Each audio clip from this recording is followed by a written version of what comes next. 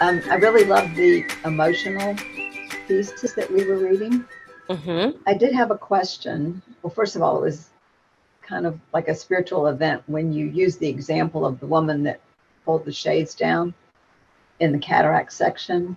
Mm-hmm. That's exactly what had happened to me with a very scary event that I experienced a few years back, which I'm thinking now is probably the start of the cataracts. My near vision is probably at least 50% improved. I don't, even the 150 readers, I don't really need them most of the time. Great. When I'm looking at paper from the side, I find I have to move it right in front of me, and I think that's probably the astigmatism, but I can actually read the comments on the side of the screen today without Mm-hmm. putting my nose on the screen. Yay! Congratulations. Thank you. Thank you.